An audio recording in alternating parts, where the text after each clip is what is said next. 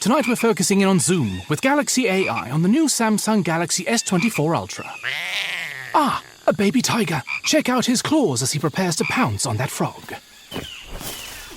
Close one, but not as close as this Zoom. We can literally count the whiskers and... Oh look, Mum's here.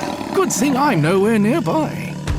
Go wild with Galaxy AI on the new S24 Ultra and zoom in on the epic day or night. Get yours now at Samsung.com.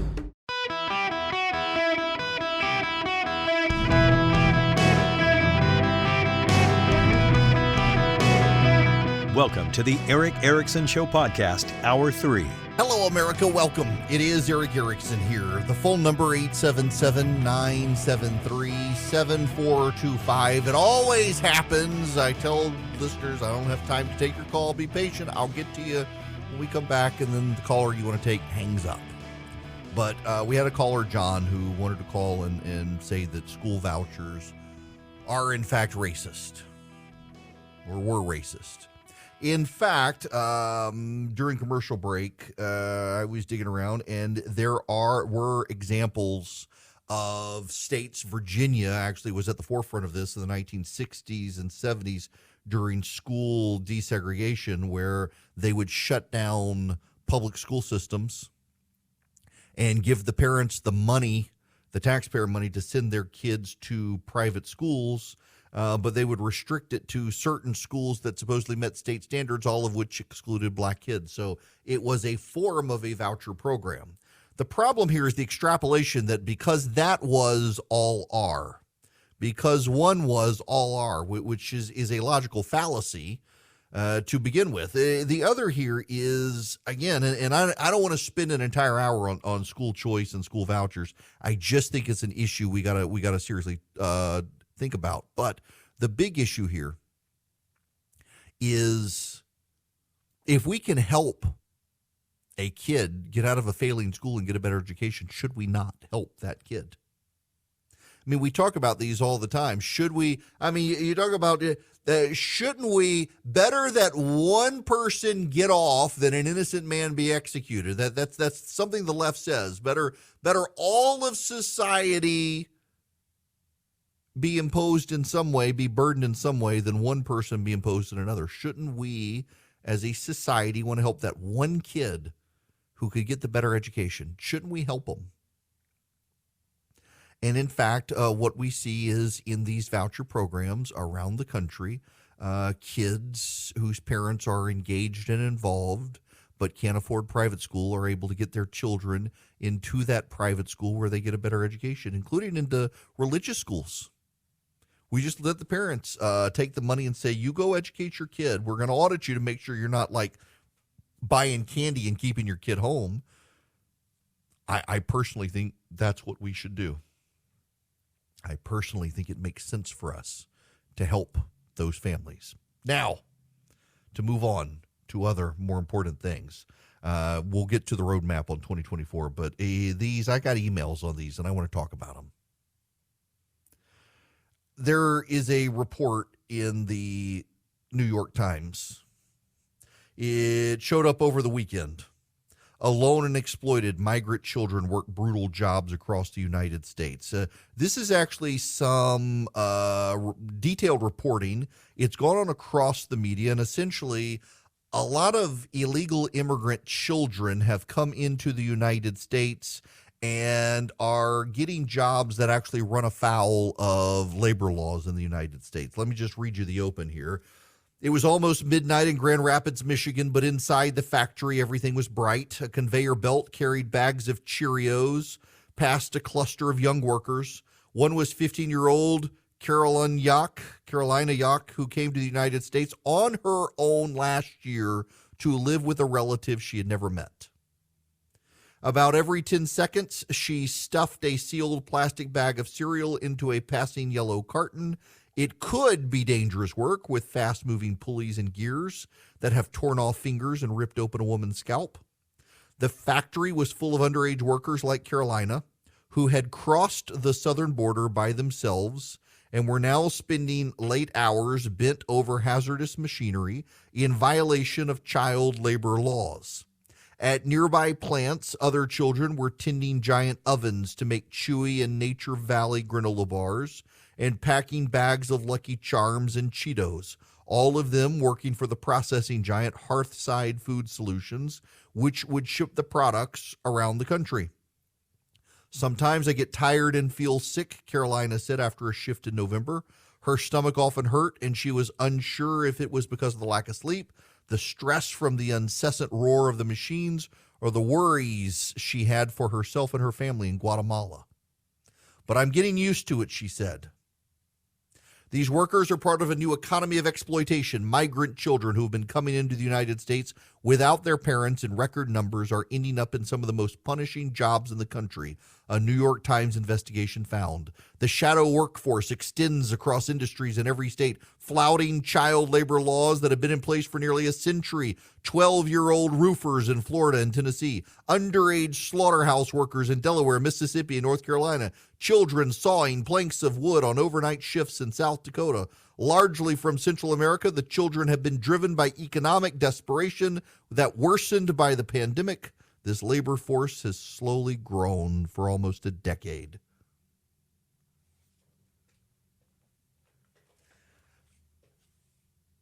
It was very common in the 19th century in the United States, in the early part of the 20th century, to send children into terrible work conditions.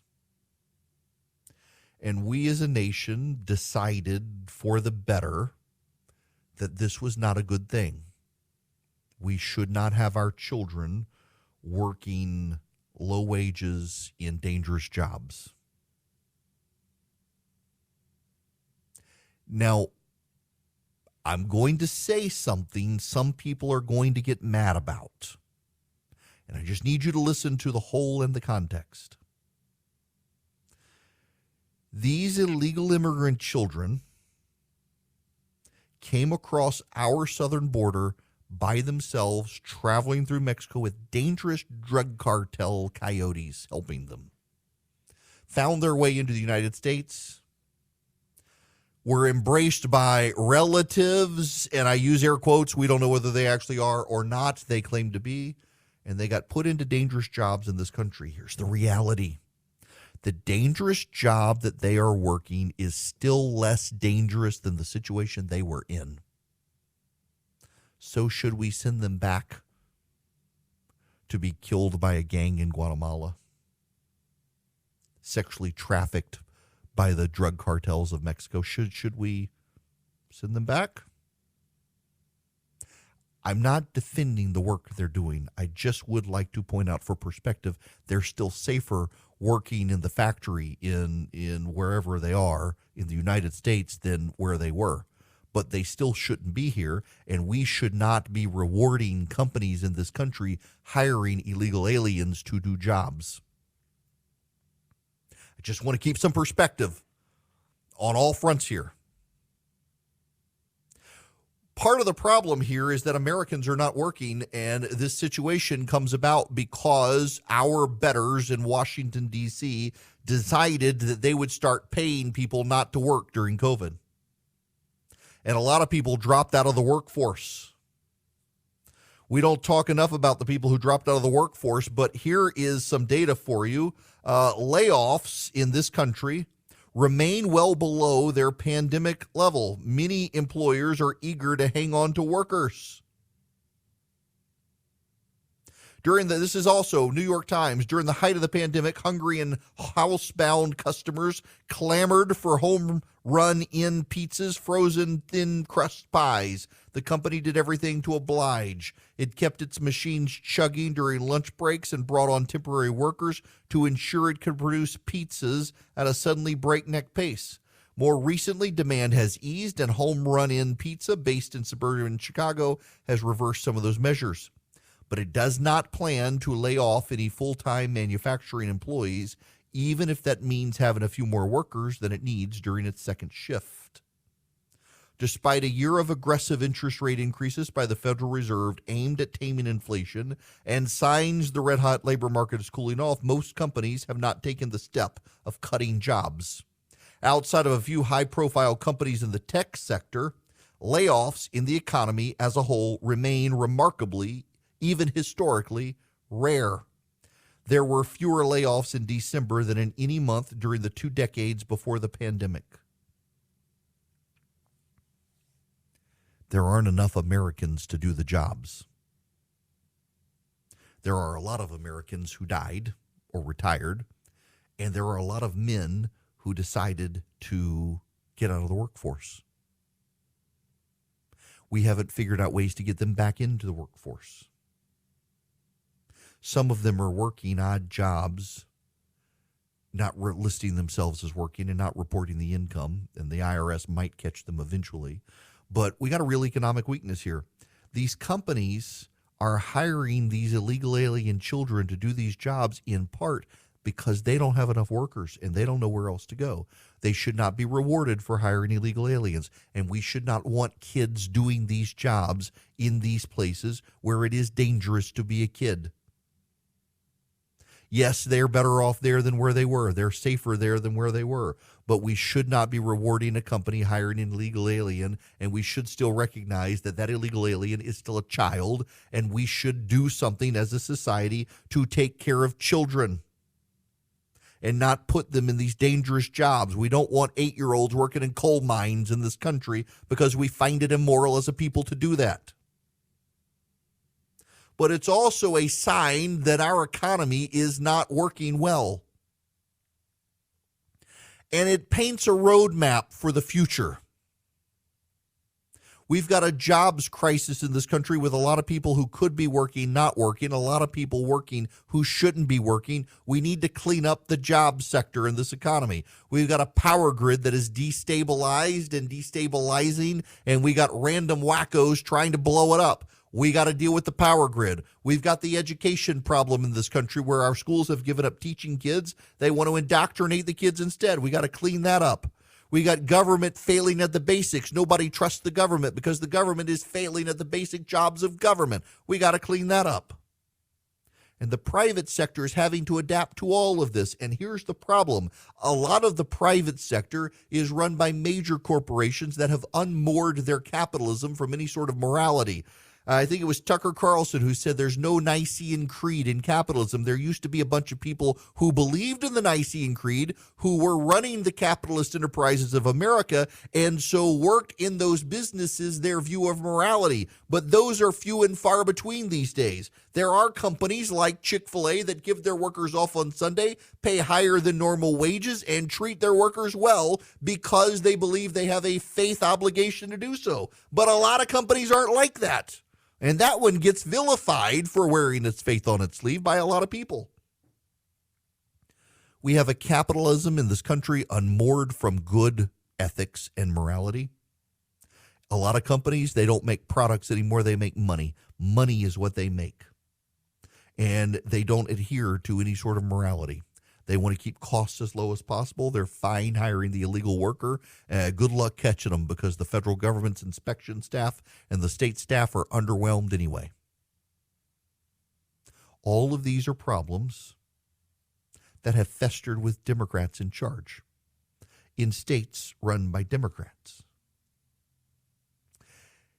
This is something the GOP should think about as its candidates advance. This is something the GOP should think about as its candidates start thinking about their map to the road to the White House in 2024. Our economy is showing signs that it is unhealthy at a moral and economic level. Our power grid is struggling, and our public schools are failing. And the Democrats don't have answers for these, let alone the crime issue. The Democrats don't have answers for them. It's Democratic policies that actually cause the problems. And into this, the Republicans plot their path to 2024. They should contemplate and address these issues with a positive message that values good morals and ethics and good business working hand in hand. So my kid has a queen-size bed. We've got a king-size bed. We got him Bull and Branch sheets, and he's used them. He had like kid sheets, and now he's old enough he doesn't want the action figure sheets anymore.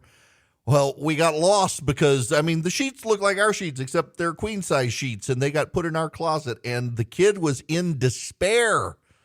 We got him Boll and Branch sheets. They've gotten softer and softer, and he's like, where are my real sheets? He refused to sleep until we found the real sheets because they're that soft. They're that good. They're made with a 100% organic cotton thread. They get softer in every wash. You can stay cozy all winter long with a set of Boll and Branch sheets. They really are that good. We have them on multiple beds in our house. My goodness, seriously, my kid, he's finally like, my sheets are for kids. I'm grown up now, and it's just a step of quality above what he had, and now he's like, can't sleep without these sheets. They're designed to feel incredible for all sleepers. They're made without toxins. They're free of pesticides, formaldehyde, other chemicals. They fit the deepest mattress too, which I love because we have a very thick mattress on our bed, and it fits. It doesn't like bunch up and then snap off in the middle of the night when you roll over. You can get 15% off your first order Boll and Branch sheets when you use promo code ERIC at bollandbranch.com. Exclusions apply. See site for details. That's Boll and Branch, BOLLAND branch.com. The promo code is ERIC, ERICK. Hi there. Welcome. It is Eric Erickson here. The phone number, if you want to be on the show, 877-973-7425. Happy to have you. CPAC is happening. Very interesting what's going on at CPAC this year. The Conservative Political Action Conference, which is not as conservative as it is so much whatever Donald Trump thinks these days. I've always had a love-hate relationship with CPAC. I've always loved to hate it. I used to go all the time until I didn't have to anymore because my former employer had been a long-time sponsor of it, but it itself is no longer sponsoring. There is scandal involved, of course, with the head of the American Conservative Union, which operates CPAC, Matt Schlapp, accused by a young man of, pummeling his groin area, I believe, is the phrase the kid used, or something of the such, in a sexual, same-sex sexual situation that was inappropriate, and now there's a lawsuit. The real problem here is that CPAC used to be the place where conservatives of all stripes could go and get engaging conversation, and now it's essentially where you go if you're part of Donald Trump's cult of personality, and no one else is welcome. So Ron DeSantis has said he will not be going. We have invited DeSantis to the gathering in August. Mike Pence has said he will not be going. We have invited Mike Pence to our gathering in August. Nikki Haley is going to go. I'm not sure what sort of reception she will get. We've invited Nikki Haley to our gathering. And Donald Trump, I think, will go to CPAC. We have not invited Donald Trump to the gathering. We're about the future, not the past. It will be interesting to see what shakes out at CPAC this year, and I doubt much will. And again, I remember going the very first time I went. It was in the Reagan Building in D.C., and it was kind of wild. It was the height of blogging. It was a big deal, and you got to meet a lot of people. And it was kind of like a conservative homecoming. And over the years, something's just happened with CPAC, and it's not the same. It's a little fringier. The ideas of the conservative movement don't get talked about so much as discarded in favor of the brashness and the how can we own the left insults, and there's not a level of seriousness there. And now, of course, there's scandal, and there's so much of the Trump influence that it really is kind of a campaign gathering of supporters of Donald Trump, and other people within the conservative movement are no longer welcome, which is something that was different from the past. When George Bush was president, you had all sides of the conservative movement, the Bushies and the non, on stage debating each other, and you just don't even get that anymore, which is kind of unfortunate. It's one of the reasons, actually, I wanted the gathering not to be the next CPAC, but to do something different where you actually had intelligent conversations with people on stage, and the politicians couldn't just come give a speech. They had to sit there with me and answer your questions, and in August, we will do that again. We'll do it in Atlanta, August 17th through the 20th. Excited to have everybody there. We've invited Ron DeSantis and Mike Pence and Nikki Haley, and Vivek Ramaswamy will get an invite, and Mike Pompeo as well, and Tim Scott is coming, and Brian Kemp and Bill Lee, the governor of Tennessee has been invited, and Chip Roy from Texas, and Jim Banks from Indiana, Tom Cotton from Arkansas, and a lot more. Should be some great conversations coming up in August. When we come back, the path to 2024 does kind of run through my conference in Atlanta. Hi there. It is Eric Erickson here. Glad to have you with me. All righty. Let's talk about this road to the White House. I was telling Charlie and Philip before the show began that I feel like I've gotten into this too much of a habit of saying this hour is going to be X. The second hour is going to be road to the White House. Third hour will be Z. And I wanted to shake things up, and I wanted to wait until the end, exercise some self-control, but it is kind of important to talk about where we are headed, and there are a number of pieces. First of all, let me say this. In August in Atlanta, Georgia, the 17th through the 20th, we will have a gathering. For those of you unfamiliar with my gathering, every year I invite leading voices on the right, particularly politicians, to sit on stage with me in 30-minute conversations and answer your questions. And we provide an opportunity for people to submit their questions in advance, and I weave them into the conversation because it is more, I think we learn more if we have a conversation and they don't just give a speech and filibuster.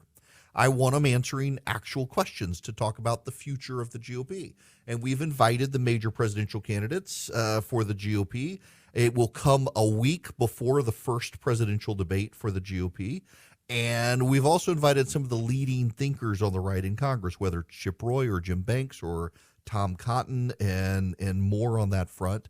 I want to reach out to J.D. Vance's office as well, try to get him there and others too, to talk about the issues that they care about and the issues you care about. One of those that is shaping up is the question of what happens to DeSantis. He has been meeting with donors in Florida. There have been a series of reports out now that he has been wooing people behind the scenes. He set up an organization, did it in Palm Beach, which was kind of brazen, about 4 miles from Mar-a-Lago. He's got a book out called The Courage to Be Free, or at least it is coming out. These are the hallmarks of a campaign that's about to be launched. This is from Jonathan Allen in NBC. DeSantis recently launched a tax-exempt organization that sponsored his speaking engagements to police groups in New York and the Philadelphia and Chicago suburbs last week. He hosted a retreat for top donors from across the country at the Four Seasons in Palm Beach this weekend, and he sold out venues for a national book tour that begins Tuesday. In one mid-sized city, DeSantis' political team has set a goal of raising $1 million for a spring event that is still in the planning stages, an aggressive sum, particularly given the size of the city, according to a person with knowledge of the plans. We can leave NBC News. I should note that Andrea Mitchell at NBC News accused DeSantis of saying that you could not talk about race in Florida schools or slavery or things like that, which is a flat-out a lie. And the DeSantis team has largely said, we want nothing to do with NBC News. And they've really cut off dealing with NBC News. They're willing to play hardball on this, as they should, by the way. NBC News, by virtue of being a news organization, does not get the right to interview someone. NBC News, though, is tied to MSNBC, and it willfully has been aggressively anti-Republican. Having NBC News on the campaign trail asking you questions is pretty much having the Democratic National Committee on the campaign trail asking you questions. They're just the oppo wing of the DNC at this point. There's no reason to treat NBC News seriously. And the DeSantis team realizes that. Good for them. But it appears that DeSantis is building out the slow roll of a presidential organization. Here's what he's doing. You know, there was the story the other day we talked about last week, Hugo Gordon in the Washington Examiner, saying DeSantis needs to get out now. He needs to announce now that every day he waits is a day for Trump to try to define him, and he's not responding, and he needs to. That's not really true. Increasingly, I get the view of things behind the scenes that y'all don't see, that a lot of the people out there who are waiting for DeSantis, they don't care what Donald Trump does. They know Trump can't contain himself. They know Trump can't focus. Donald Trump had the opportunity to go to East Palestine, Ohio, and campaign on that, and instead he used it as an event to attack Ron DeSantis and then got off the campaign trail and went off on some wild hair again. He doesn't have self-control or discipline. You can't teach that old dog new tricks. You might as well ignore him, and a lot of these donors are just ignoring him. They're waiting to see what DeSantis does, and he does not need to rush it because he continues to do the things that signal. He has a book coming out. That's what you do these days when you want to run for president. You release a book that no one reads and everyone pretends to have read. You set up a nonprofit and you start doing the speaking circuit in key strategic areas. He's done that.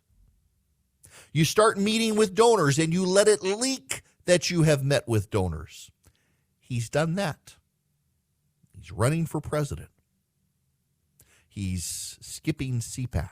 I saw the Lincoln Project guys say maybe he's really not running if he's skipping CPAC. No. He doesn't need to fight over CPAC with Donald Trump. He doesn't need to get into the fray. CPAC is now a arm of the Trump campaign, or so it is perceived by so many on the right. There's no reason for him or Mike Pence to go to it. Meanwhile, there's the other angle of the campaign. This is from the Associated Press. A football legend who held a gun to his ex-wife's head. Wonder who that could be. Rivals who nearly brawled during a televised debate. A venture capitalist who voiced sympathy for the Unabomber. And that's just to name a few. Republican Senate primaries in several pivotal states last year exuded a carnival-like aura dominated by far-right candidates whose ill-advised remarks and damaging personal baggage ultimately cost the party its chance of retaking the majority. But even as alarms sounded over a growing crisis of electability, party leaders mostly stood by, including Florida Senator Rick Scott, the Senate GOP's campaign chief, who insisted on remaining neutral. Now, at the dawn of the 2024 campaign season, Republicans say they're taking steps to avoid a repeat. The National Republican Senatorial Committee, which Scott formerly led, intends to wade into party primaries in key states, providing resources to its preferred candidates in a bid to produce nominees who are more palatable to the general election voters. It may be easier said than done. Similar efforts have backfired in recent years, with the party's restive base rejecting the attempts. We'll see now if they want to win. They look like they want to resurrect Dave McCormick in Pennsylvania, which they should do to try to beat Bob Casey. The GOP has decided it is going to engage in Senate primaries. It's probably, though it has made promises to stay out of House primaries on the NRCC side, probably going to wade in behind the scenes in some of those races as well. The GOP wants to win in 2024. And it fights a couple of forces. One force is the force of people who believe that it's going to be stolen. It was stolen. There's nothing we can do in the future. And those people probably going to sit it out. Probably should sit it out, actually. They've clearly been broken in some way. They need to show us where the election touched them in some bad way. They're convinced that it was all stolen. It's going to be stolen. It will never be redeemed again. There's nothing you can do with those people. There are some, though, who have decided that the way forward for the GOP is to fight. And the people that these people continue to pick are the people who keep losing in the general election. The reality is that you and I are probably to the right of the Republican nominee who's going to win in a place like Pennsylvania. Your candidate and mine can probably win in a Texas or a Florida or a South Carolina. Can our sort of candidate win, though, in a place like Pennsylvania or Wisconsin? Or even Arizona or Nevada? No guarantee that they can. You have to find a candidate who resonates with the general election voter, not just the Republican primary voter. And the general election voter tends to be have more of an independent streak and more of a moderate streak than the average Republican primary voter. Republican primary voters used to understand this. The problem, however, is that Republican establishment leaders for so long took advantage of the Republican Party base by lying to them in primaries, offering them all sorts of things they had no intention of delivering, and then scoffing at them when they were told to be accountable to the voters, that the Republican Party base got pissed off, picked somebody like Donald Trump to be the bull in the china shop, and has forever been burning down the GOP since. And honestly, can you blame them? Can you really blame the Republican primary voters who for years were told by Republican leaders, if you give us what we want, we'll get rid of Obamacare? And they did, and the GOP refused to get rid of Obamacare. Can you blame them for being hacked off? Can you blame them for being mad at Republicans who promised to keep boys out of girls' bathrooms, and then when they get in power, some of those very Republicans who promised it say, well, maybe they really are girls now? Don't make promises you have no intention of keeping, or your voters will burn you down. That's what's been going on in the GOP. I disagree to the extent, but I understand it. What I don't understand are some of the celebrity candidate things. I mean, like, at this point, it should be clear to you, Donald Trump is really bad at picking people you should vote for. Mehmet Oz, Herschel Walker, Blake Masters. He doesn't do a very good job in places where it matters. Oh, but Mr. Erickson, he got like 500 people and they all got elected. Yes, but when you're running unopposed, it doesn't matter. And when you're running in a place where it's R plus a billion, it doesn't matter. They're going to get elected. But in swing states like Pennsylvania and in Arizona and in Georgia, the candidates went down in flames. So maybe don't listen to him next time. And then, of course, the Democrats tried to portray particular candidates as super Trumpy to encourage Republican voters to vote for them, and Republicans bit. And those candidates went down in flames as well. The GOP used to be smart at this stuff, and I'm not sure why it got dumb. But it's got to get smart again if it wants to win. It's got to give license to candidates to not be as hardcore as the base on some issues, while figuring out what are the bright lines. What are the bright lines? You know, life used to be the bright line. You could be wishy-washy on a number of issues, but as long as you were pro-life, you could be okay. Now you got to be strident on a bunch of issues, some of which alienate independent voters in the general election. And sometimes it's worth it. Look, I don't want to vote for a pro-abortion Republican, and I just will not vote for a massive, we need new government entitlement programs Republican unless that entitlement is school choice. We need to find people who are willing to gut Washington and return power to the states. And so many of the Republicans used to claim that and then never did. That's why I'm kind of intrigued by this DeSantis book. You know, he's written a book before. DeSantis wrote a book when he was running for Congress, contrasting his vision for America with Barack Obama's at the time. It was a little red book. A lot of people didn't notice it, but it was all about returning to the vision of the founding fathers, making Washington do a whole lot less, giving power back to the states and the people to decide for themselves their lives. I kind of like that vision, and I'm intrigued to see what he says in the new book, whether or not it will be of the same vein. I suspect that it will be in the same vein. I'm also interested to see how these Republican candidates do thread the needle. I mean, aren't you? It's very fascinating already with the Ukraine stuff. Nikki Haley and Mike Pence very stridently, we must do everything we can to support him. Ron DeSantis saying he wants to help but not give a blank check. I'm kind of like, I think DeSantis and them, they're kind of probably all on the same page, but they're trying to distinguish each other. That's very hard. When you've got a bunch of candidates who largely do agree on the big issues, what do you say to sound different? And they're going to have to figure that one out. Perhaps they can. Perhaps we'll figure it out. I just think at the bottom line, we have a lot of really good candidates on our side. And we probably do need to just ignore the people who are screaming about stolen elections at this point. They're not helping us. They're hurting us. And we got a chance to beat Joe Biden and the Democrats in 2024. Recession is coming. Biden will be blamed for that, as he should be, because it will be his policies. We just need a Republican to offer some hope for the future, so some cheery optimism, some Reagan-like optimism for America. So many conservatives are down on America right now, So many people don't want to live with the other side. On the left and the right, they all hate each other.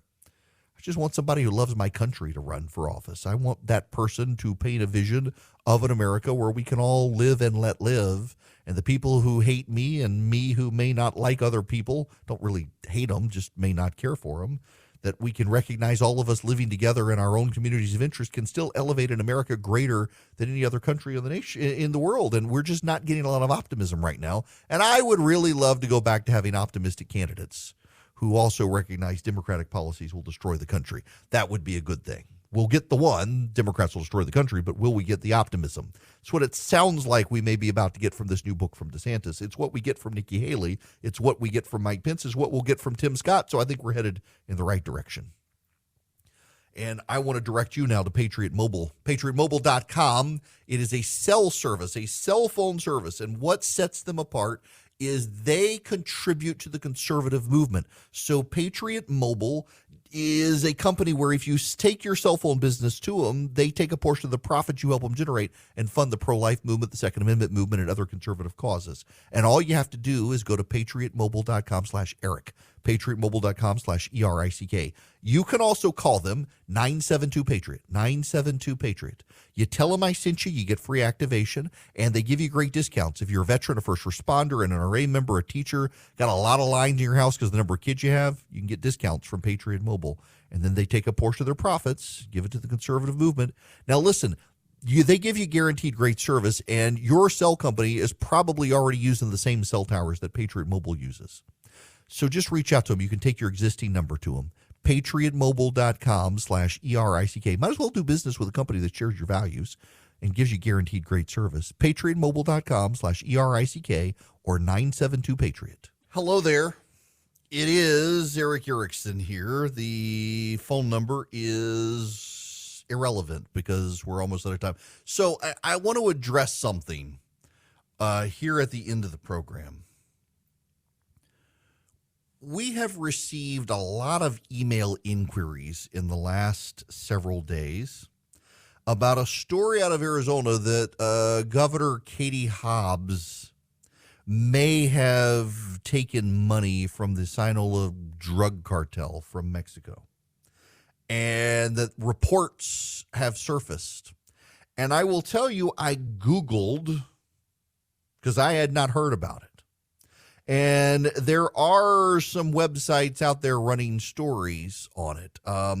Many of the websites that are advancing it are kind of fringy websites, no mainstream websites. And maybe there's a there, and I'll dig into it. But I'm a little bit hesitant to trust some of the sites where it's coming from because they have a history of not being true. However, you know, given the age of COVID where so many conspiracy theories have turned out to be true, what the hell, we might as well dig into it and see what's there. I will look into it. It's just we started getting them over the weekend. It was very, very interesting that a lot of people very insistent.